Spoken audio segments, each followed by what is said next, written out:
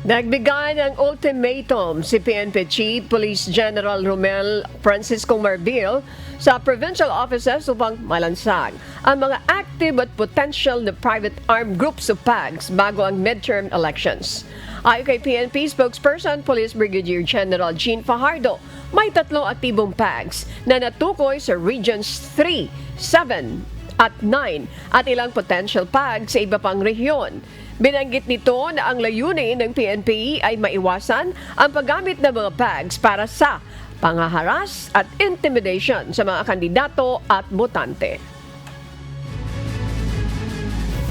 Ang fear po natin dito ay kung hahayaan natin na hindi ito